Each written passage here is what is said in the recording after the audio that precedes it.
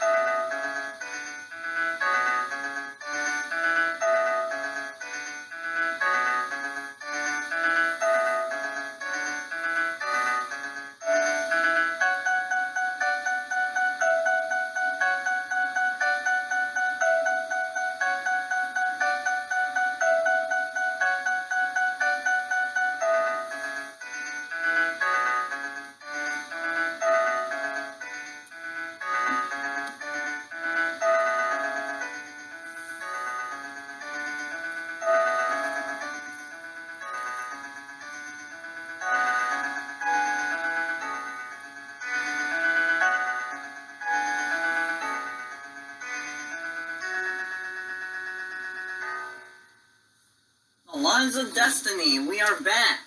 Alright, we are back. All good. My hunger is all filled up, mostly. I ate like half of my noodles, so yeah. Welcome back, Jakey Wakey. Sorry I called you that. No offense intended. Intended. Yeah, that's right. Intended, not attended. Well, you did attend. Well, I'm glad for that. Well, anyways, let's get right on to it, shall we? Alright.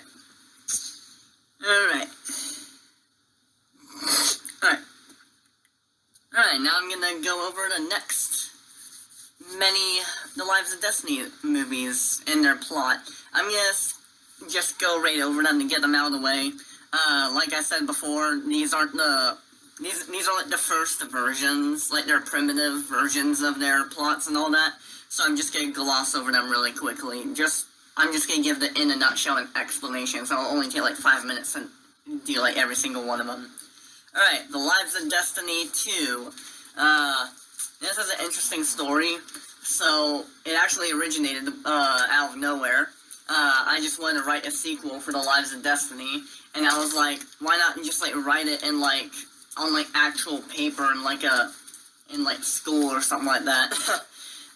So yeah, I wrote it in the beginning of junior year, and it follows this young fox fennec called Zack. He has very short ears for a species, basically the length of a cat's, and he has to find his missing uncle. So, he teams up with a boar called Alaska, and together they have to find him. Halfway there, Zack realizes he's not a good person, but still wants to look for him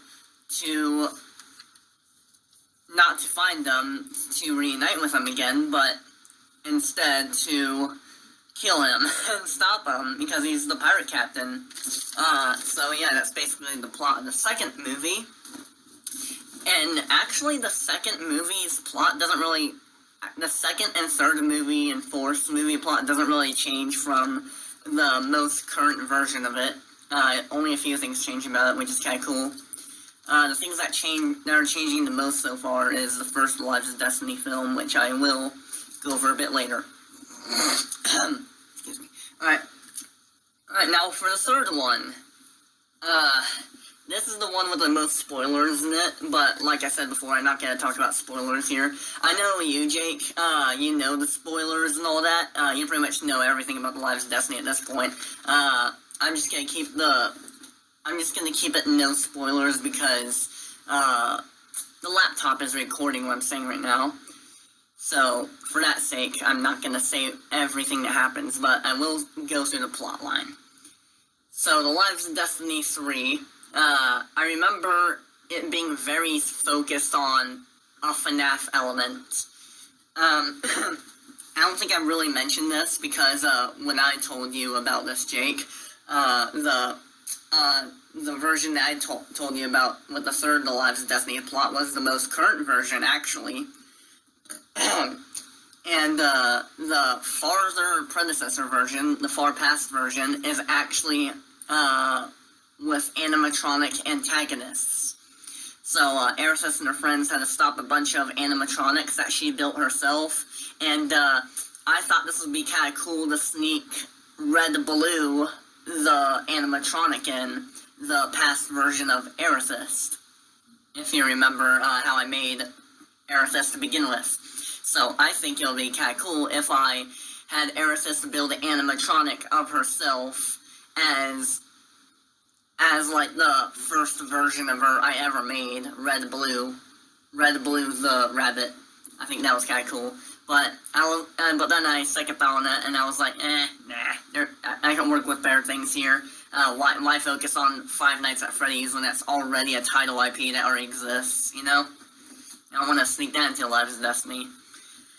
So, and I remember there also being, like, a lot of focus on AI taking over the world, and that somewhat is still the main current plot of the Lives of Destiny 3, but it's not the main one anymore.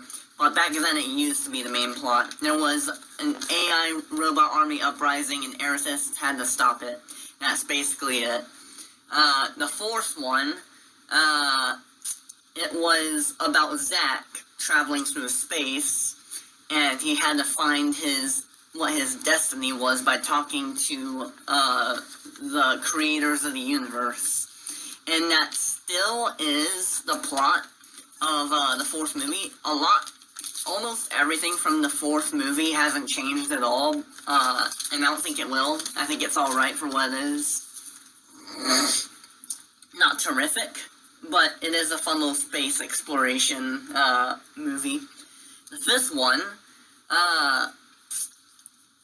I'm not going to talk about what the current version of it is at all, because that is a spoiler in itself. But the past version of the number 5 was Cassie and Zack end up on the planet where Draysons used to live on, Mira, the snow planet. I'll go in depth about the lore of the intricacies of the behind-the-scenes stuff later, like planets and stuff like that. So, they're on the snow planet Mira, and they're looking for Aerithus. That's basically it.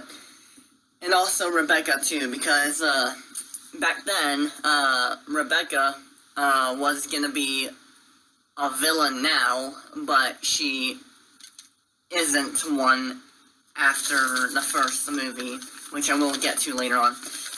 So the sixth movie, that plot line hasn't changed at all in the slightest because I haven't really worked my way up there yet.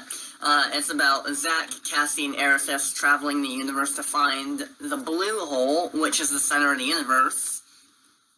Like the black hole, but it's blue, a blue hole, and they have to go in it to save the universe from mass destruction by the god of wrath.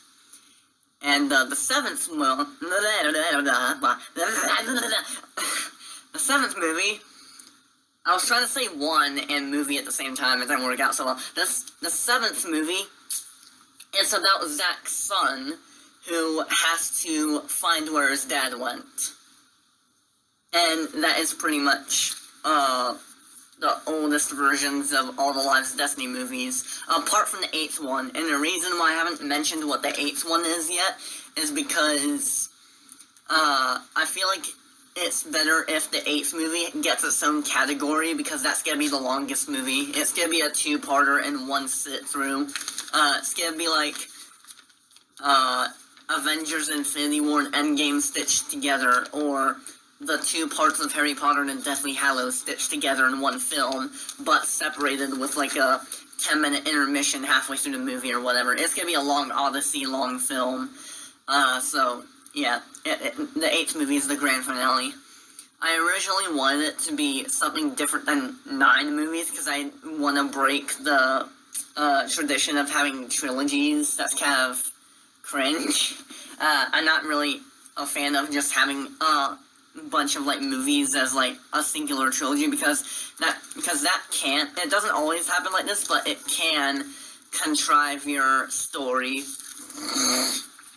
Because if you're required to tell a story using only 3 parts per like chapter, then there's gonna be some instances where your story is gonna feel lackluster or have too much in it, because because I like to flow naturally, and I figure that the story should stop at 8 movies rather than something like 12, you know, or 11 or 10 or whatever,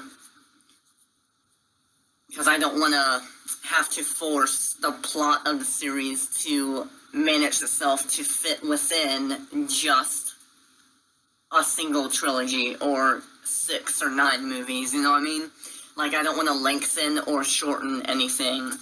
I just want to do it naturally, you know?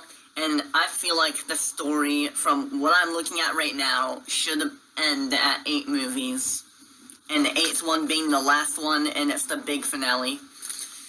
Okay, so that is all the,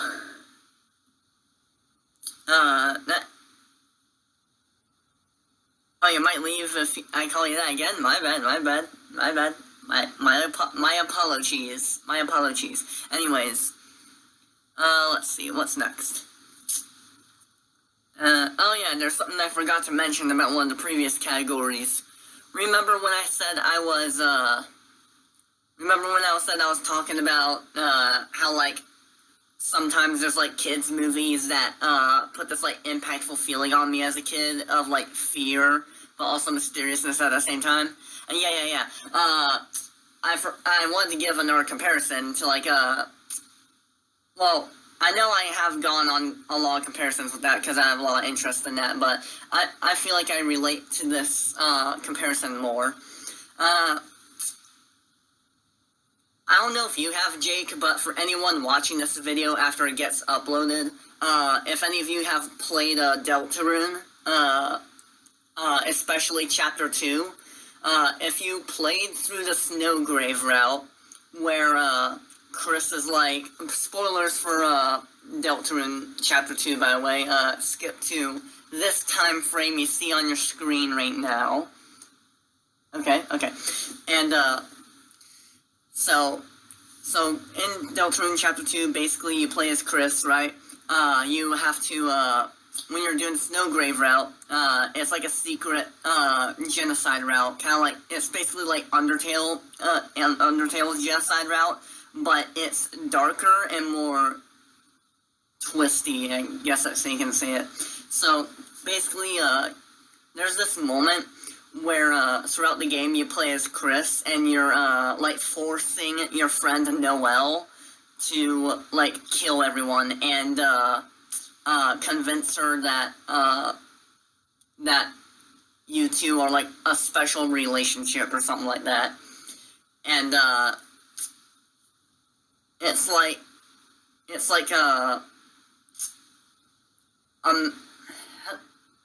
I know what the word is. I don't know what the word is to describe what this scenario is, but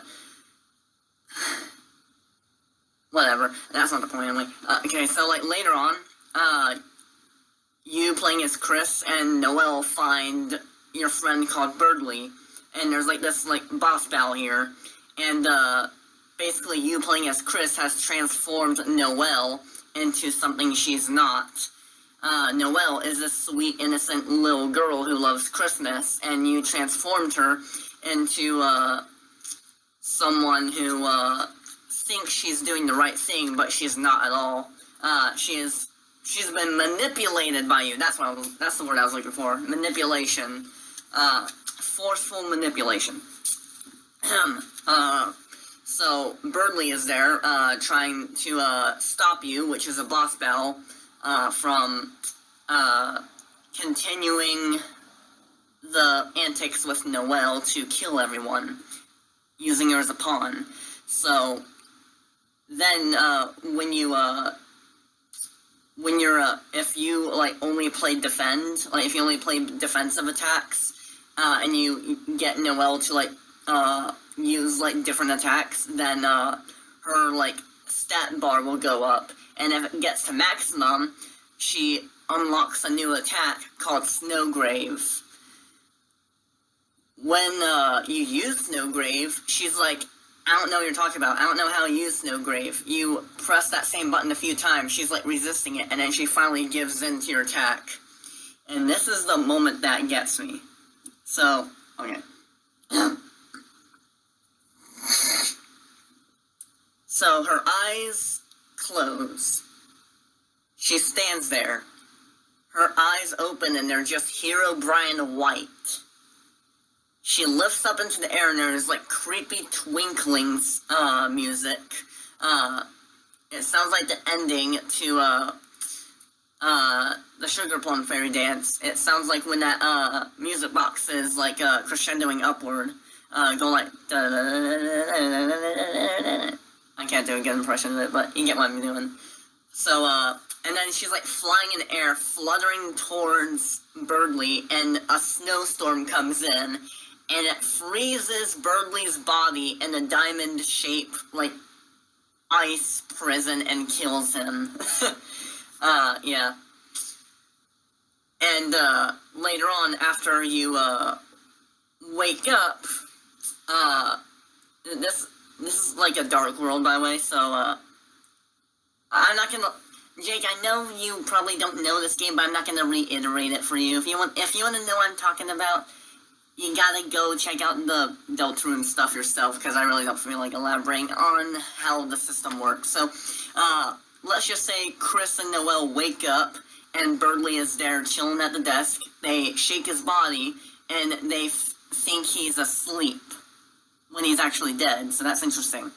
My point here is that the feeling of, like, seeing the sweet and, like, innocent Noelle suddenly turn into this, like, death angel of winter coming after you to kill you and take your life, that feels... I don't know how to describe it. It just feels... It feels, you know? Yeah. So, anyways, enough with that. Oh, you know about Deltarune? Cool. Alright, yeah. There's this really cool, like, fan animation of the Snowgrave route on, Birdley, and that really captures the kind of feeling I want for the Lives of Destiny perfectly. I'll show it on screen now, as well as in the Discord chat. When I say on the screen now, I mean for when this thing is being edited and made into a video. Let me see, where is that?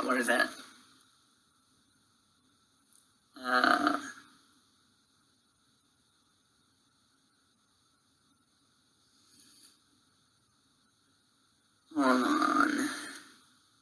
Oh yeah, here it is. This shit's great.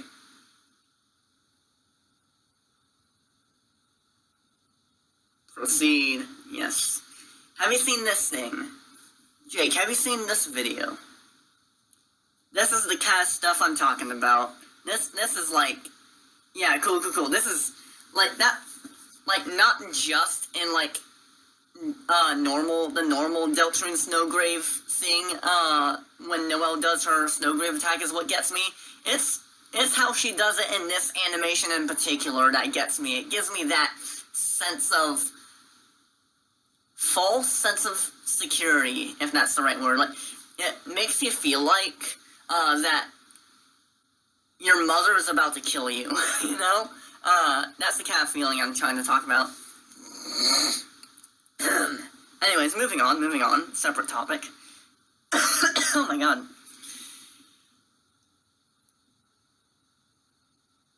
Alright, now it's time to discuss the 3 newest ideas of the first 3 movies of The Lives of Destiny, and some of the smaller edits I made for 4, 5, 6, and 7, of course without the spoilers.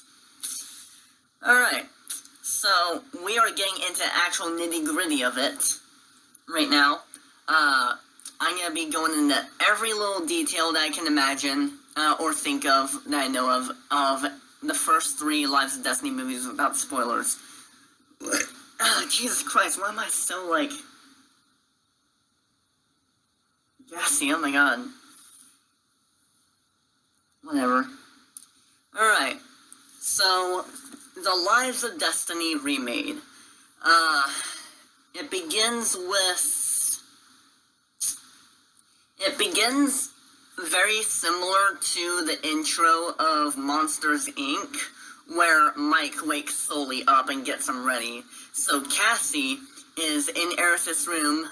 She's pretending to be like the alarm clock radio host guy. She's like, nice weather today.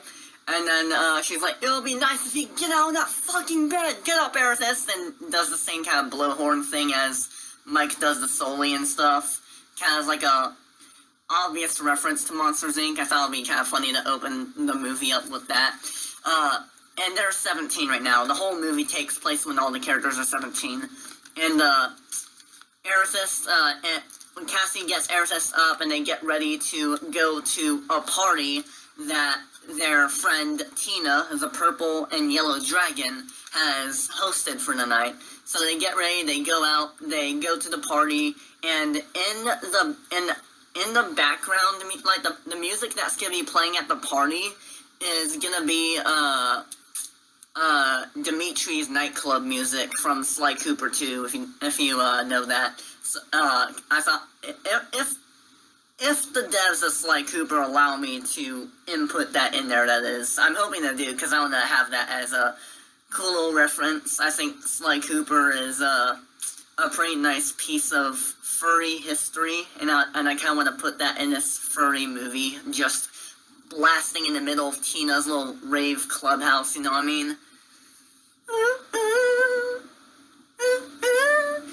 Go something like that. So they're at the party now. They're talking with Tina. They also see Hiccup, the brown wolf, there. And they are talking about how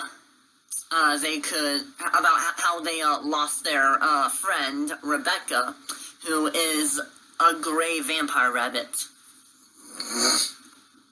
So then, after the club is over, the 4 friends, they decide that it is time they find her, because they haven't heard from her in about a year.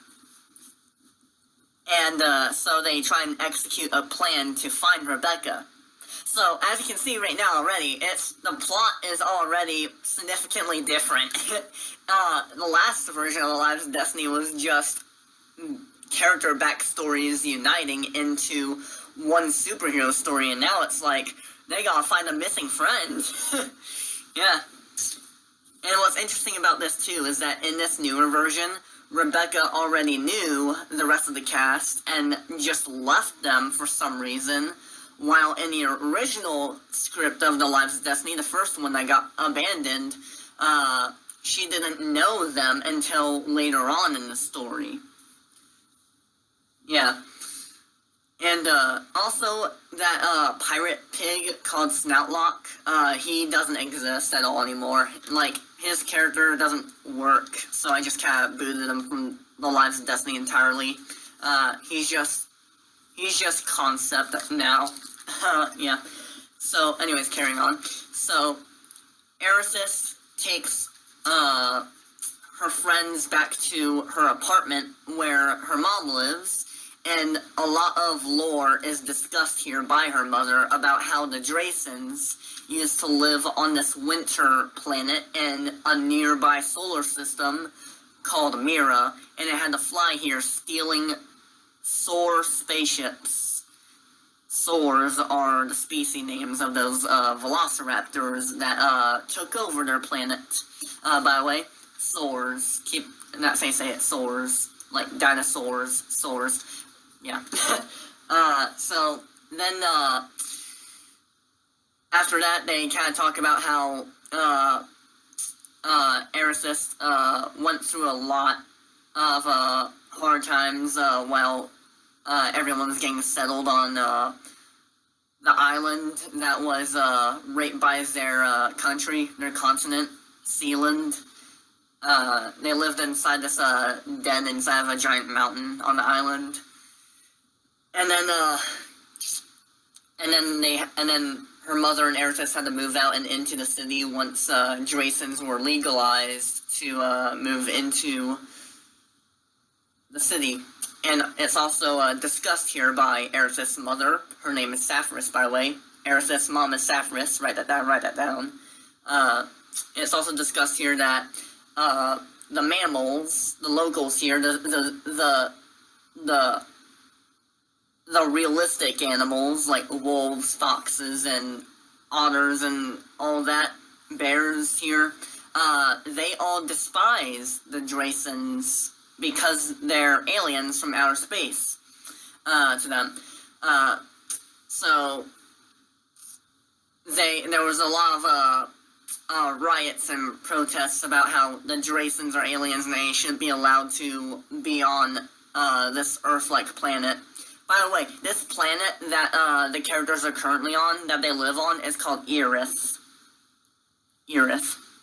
Not Earth, Eris. It's a very, very Earth-like planet, and it's where most of the story takes place on, up until, like, the fourth film, where it's all space adventure and stuff. But anyways, we're getting sidetracked.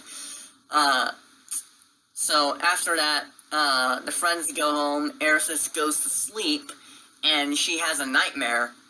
She sees this pitch black wolf with red eyes. This is 5, by the way. He is no longer a physical character in the Lives of Destiny as a friend of Erithis, as a character. He is a demon, but what 5 is now is the anxiety inside of Erithis' mind. He's the keeper of Erithis' mind. If you guys ever seen the Owl House, there was one episode where Luz and Amity, they went inside of I forgot who her name was, but it's the kid who can cast plant spells. They went inside her mind, and they encountered her inner self in her mind while they were trying to make her remember herself, right? That's kind of what 5 is, the guardian of Erithis' mind, the dark side of it, at least. So later on, Erithis wakes up, she tells her mother about her nightmares, the mother says, don't worry, and stuff like that. And then, her and her mother go out to, lunch, and, they're in this cafeteria. Outside, they see a bunch of, Draysons protesting about how they should, be in, society of Eris. And, a waiter comes up to them, and, he's like, oh, don't worry, we accept Draysons here, we're all good. And then, in the next scene, what happened next? Oh yeah, Erithis, then executes the mission to find Rebecca with Cassie, Tina, and Hiccup. And, they all, they know where Rebecca is. She's the princess of Sealand. She's the princess of the country. And her parents, Rivizorn, the vampire rabbit, and Coraline, the vampire rabbit, are the king and queen of Sealand. It's a symbolic monarchy, by the way, which means they aren't the absolute leaders of the country. I don't think. They're not. But instead there's some prime minister elsewhere who runs the whole country. It's a symbolic monarchy. But the Draysons, they're an absolute monarchy, meaning that their colony is absolutely ruled by the king and queen. Anyways, so Aerithus, Cassie, Tina, and Hiccup, they all, they know where Rebecca is, but they don't know how to get there without being seen by security. So they try to get up to the giant mansion palace and try and sneak in, but they enter through a hedge maze, right? A giant hedge maze. It kind of looks like the foggy hedge maze from Harry Potter: The Goblet of Fire towards the end of it. And as they're making their way through it, they all get split up. And that's when Aerithus sees this masked ninja with Deadpool swords and guns. And she's about to kill Aerithus on the spot, but that's when Aerithus' mom, Sapphirus, comes in and blocks the way, and the ninja retreats. Not to be seen from again. At least not for now. And Sapphirus is a bit pissed at her daughter from going somewhere without telling her, and then she tells Aerithus that they have to keep their cover low, to not draw attention to themselves, as they are Draysons, and the whole world is mostly against them. So they kind of had to keep it a secret and stuff, from existing, kind of, but yeah.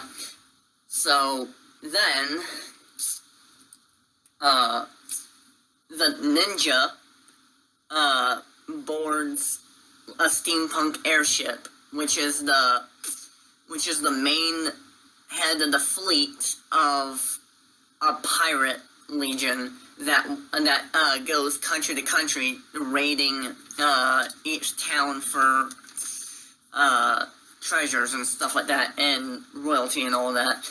So the ninja, whose name is Vixen, bows down in front of her master, who is Captain Benson. And Captain Benson is like, I need you to kill the Draysons. Why didn't you do what I said? And Vixen is like, I tried, sir, I tried. And then she's sent back out there to spy on Aerithus and see what she's really up to. And the reason why she's after her is because Aerithus and Sapphirus are the only Draysons around this area, and no one really knows where the Drayson colonies are yet. So, the only two Draysons at actual danger right now, without them knowing, are Aerithus and her mother, Sapphirus. So, later on, Aerithus reunites with her friends again, and they all go home and try and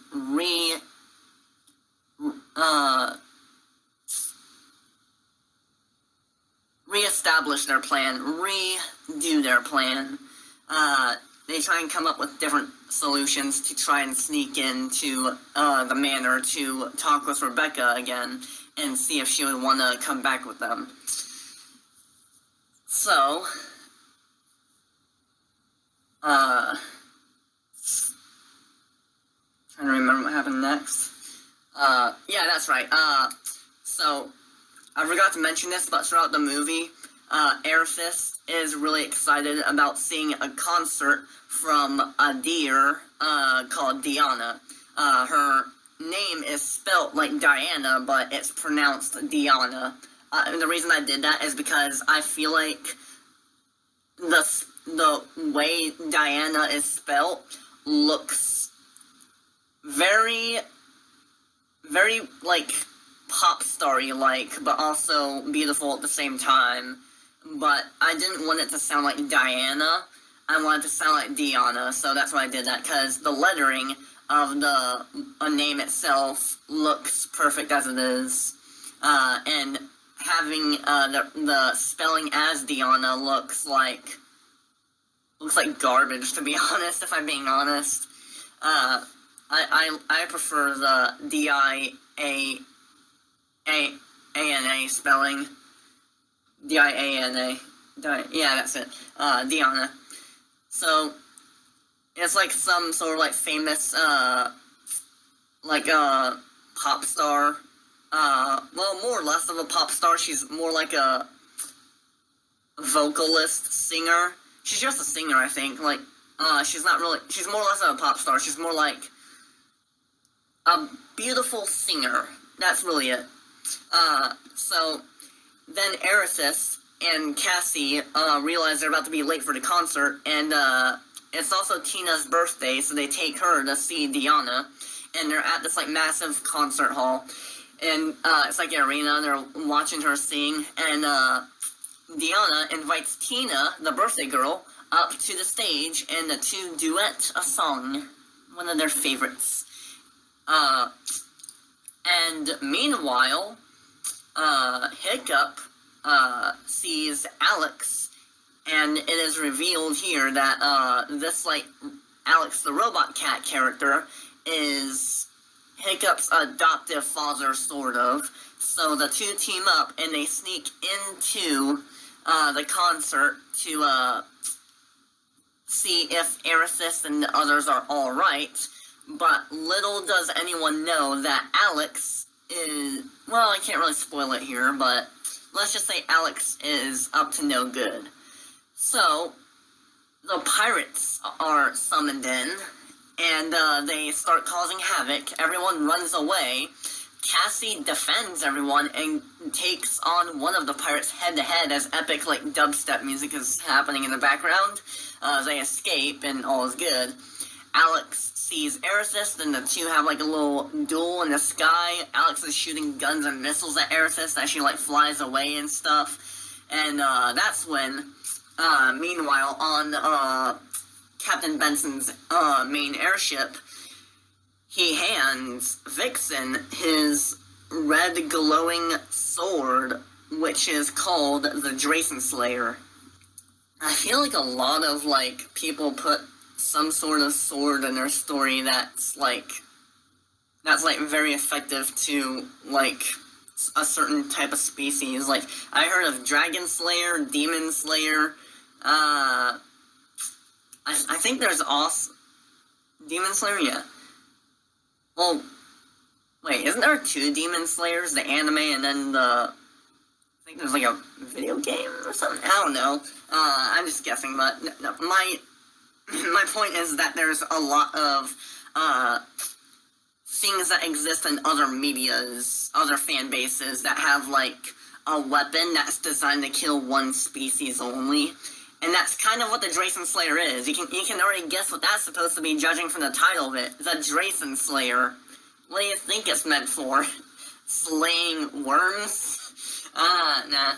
Well, yes, but no. Worms as in dragons, and dragons are related to Draysons, so there you go. So yeah, the Drayson Slayer, it's like, it cuts like a lightsaber to a Drayson, but cuts like a normal sword to anyone else, or anything else. So, Vixen goes out there with the Drayson Slayer, and, starts, killing people. And then, she goes after Aerithis, and just before Aerithis gets all chopped up into bits,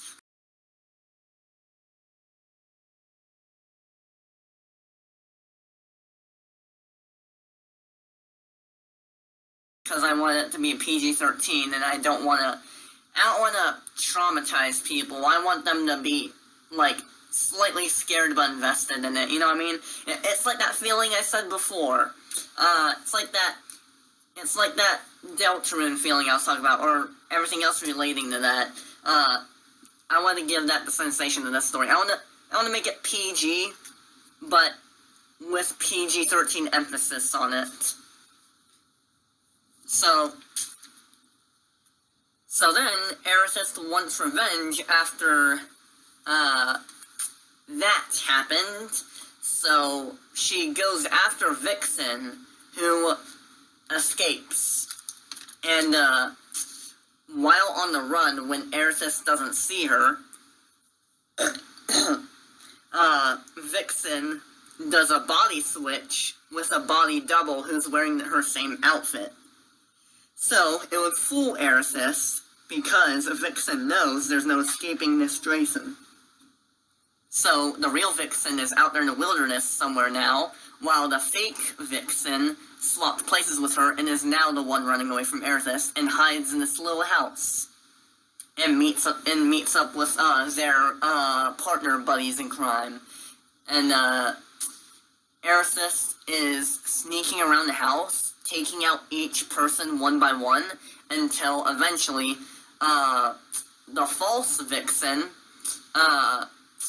sees Aerithis' eyes, like her purple eyes looming in the darkness, and, she opens fire on her, and accidentally shoots at a propane tank, and the whole house explodes. Well, it gets on fire, and Aerithis just, dramatically, walks, up to, the fake Vixen, and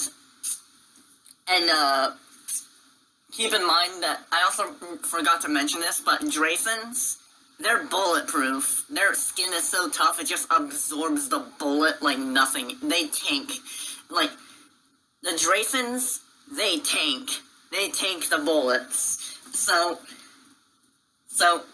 she takes, all the hits and stuff like that, it's nothing, and then Aerithis just, off-screen kills the fake Vixen, because I wanted this to be, somewhere between PG and PG-13. So, Aerithis explodes the house, starts flying everywhere, and then a government subdivision called the DCI, which stands for Drayson Control, I forgot what the I stands for, but the Drayson Control people, come with, these, giant, metal, rod shooter things. They're holding, crossbow rifle things, and the crossbow ammo, the little, rods that, they shoot with, they're, electrified, so when they hit Aerithis, which they do, it tases her night-night, and she falls asleep.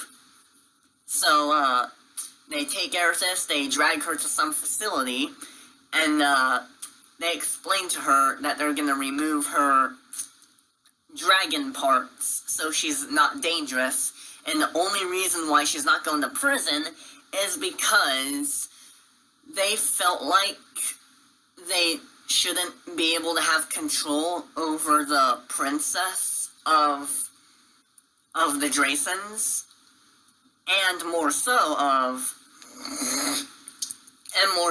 the fact that that it was an act of revenge and not just a kill for no reason thing, because Aerithis killed someone, or at least she thinks she killed someone, who killed someone she loved. So, that's, so, to Sealand laws, that's fair. That's totally fair and alright, as long as it's some revenge. So, Aerithis is let back out into, the city, and to see her friends again, but she has no wings, she has no fangs, she got no claws, teeth. Well, she has she has teeth, but, you know what I mean. She doesn't have horns, she doesn't have spikes on her wings. Well, duh, she don't got no wings. You get what I'm trying to say. Alright. So then, Aerithis is a bit upset that she can't do some things she can do anymore. She feels powerless. And, her friends, tell her that, she's not powerless. She is a true friend to the core, and it's not about how able you are to do something. And that's kind of the moral of this part of the story. So every kids movie needs a moral of the story, right? Right. So the friends then figure out a new plan to get into Rebecca's palace. Aerithis will go alone into the castle, and while her friends try and take down the pirate fleet from taking over the rest of the world. So that's what they do. So, but before Aerithis even goes into the castle, well, no, this takes, never mind. Yeah, Aerithis goes to the castle. Well, what I was gonna say takes place afterwards, so just ignore that. So Aerithis goes into the castle, and she sees Vixen again holding the Drason Slayer. And she's like, how the hell did you live? And Vixen's like, we can do this one or two ways. You can pass, and I kill you when I get out, or I kill you now. So Aerithis is like, you know what? I'll take the opposite of the latter. I'll just go around and pass you. And Vixen lets her pass. So Aerithis meets up with Rebecca and sees her again. Rebecca turns around and doesn't want to go back with her because of the thing that made her want to go away in the first place, which I will not spoil all here, because everything in this scene right now is a major spoiler, which I think half the people watching this video know already, but the other half don't, and I'm not going to reveal it, because I want to keep it special. So, then, Vixen, it hands Rebecca the Drason Slayer, and she's like, she deserves to die. You're the one who felt all of this from Aerithis. Kill her now. And, Rebecca almost kills Aerithis, but just about doesn't, and slices her chains off, because, Aerithis got chained up after she fell into, quote-unquote, Rebecca's trap, along with Vixen. Vixen was a part of this. So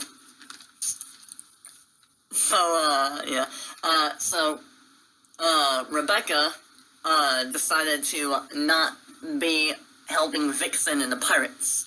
So she turns against them and escapes with Aerithis, but Aerithis and Rebecca are not on good terms at all, but they stick with each other anyway, because who else can they really go to at this point? So, the both of them work together to help take down the pirates. Aerithis sees Cassie and Captain Benson sword fighting each other, and Captain Benson pulls this epic line saying, "You thought that little trick could work?